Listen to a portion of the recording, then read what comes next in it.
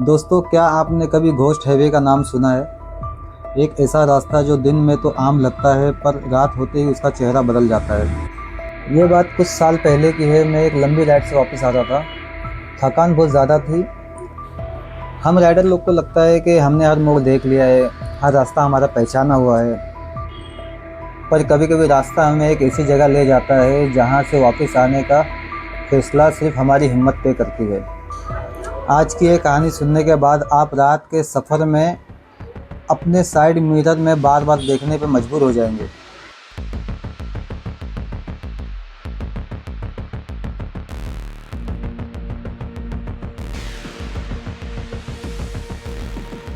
सड़क पुरानी थी।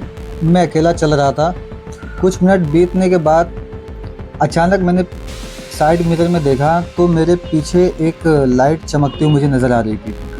मैंने सोचा चलो ठीक है, कोई और भी इस रास्ते पर है। और मैं सुकून से अपनी बाइक चला रहा था इत्मीनान से। मेरा दिमाग एकदम नॉर्मल था। पर कुछ टाइम के बाद मेरा ये सुकून डर में बदलना स्टार्ट हो गया। मैंने गौर किया कि वो सिंगल हेडलाइट थी, मतलब कोई बाइक से मेरे पीछे आ रहा था। फिर मैंने अपनी स्पीड बढ़ा ली। तकरीबन 70 या 80 की स्पीड में मैं वहाँ से निकलने लगा। फिर मैंने देखा उसने अपनी स्पीड बढ़ा के मेरे जस्ट पीछे ही आने लगा वो। फिर मैंने जब अपनी स्पीड स्लो की तो उसने भी अपनी स्पीड स्लो कर ली। अजीब बात ये थी कि वो मुझे ओवरटेक नहीं कर रहा था। अब मेरा दिमाग चलने लगा कि ये कौन है, मेरे पीछे कौन आ रहा है? ये लुटेरा है या लूट मार करने वाला है शायद, या फिर कुछ भी हो सकता है। मेरे दिमाग में अलग अलग चीज़ें इमेजिन होने लग गई और मैं जितना ज़्यादा सोच रहा हूँ उतना ज़्यादा मैं डरे जा रहा था। मेरे दिमाग में पुराने किस्से आने लग गए, लुटेरे के बारे में, अकेले राइडर्स के गायब होने के बारे में। रात के अंधेरे में हमारा दिमाग डर को रियलिटी में बदलने लगता है। जितनी चीज़ें हम सोचते हैं वो सारी चीज़ें रियल लगने लगती है हमें। उस दिन भी मेरे साथ कुछ ऐसे ही हो रहा था। हर पेड़ की परछाई मुझे एक इंसान जैसी लग रही थी। मेरा दिल इतनी ज़ोरों से धड़क रहा था कि मुझे अपने हेलमेट के अंदर उसकी आवाज़ें सुनाई दे रही थी। फिर मैंने अपने हेलमेट का वाइज़र नीचे कर लिया कि थोड़ा प्रोटेक्ट हो सकूं मैं। हर सेकंड हर मिनट मेरा डर बढ़ता जा रहा था। वो हेडलाइट की रोशनी मेरी आंखों में चुभ रही थी। कुछ दूर बढ़ने के बाद आगे एक टूटा फूटा पुल आया। वहाँ एक छोटी सी जगह थी बाइक रोकने की। मैंने सोचा कब तक ऐसे ही भागूंगा। फिर मैंने हिम्मत जुटा के अपनी बाइक वहाँ पे रोक दी। इंजन बंद हुआ। सन्नाटा इतना गहरा था कि मुझे मेरी सांसें साफ सुनाई दे रही थी।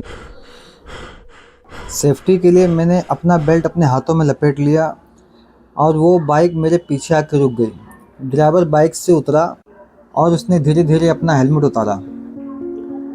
वो एक बुजुर्ग आदमी था जिसके चेहरे पर गहरा डर और परेशानी साफ दिखाई दे रही थी। उस बूढ़े अंकल ने हाँफते हुए कहा, बेटा, शॉर्ट सर्किट की वजह से मेरी हेडलाइट ख़राब हो गई है और आगे बहुत अंधेरा है और मेरी हेडलाइट की रोशनी मुझे कभी भी धोखा दे सकती है।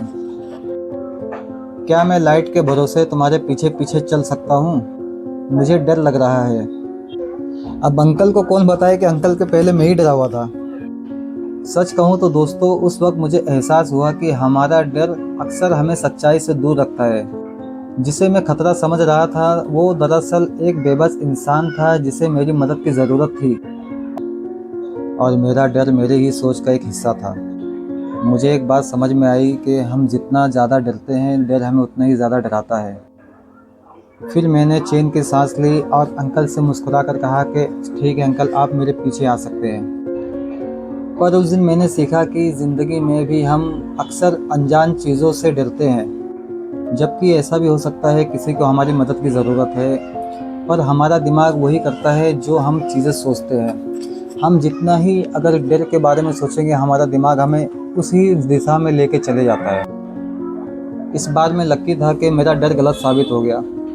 पर याद रखना दोस्तों, हर बार डर गलत नहीं होता। हमेशा अलर्ट रहना चाहिए और अपना ध्यान रखना चाहिए।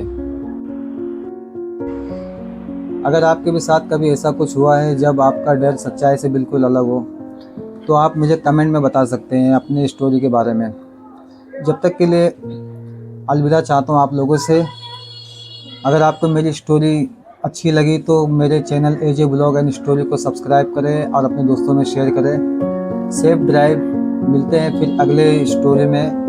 जब तक के लिए bye, take care and be happy दोस्तों।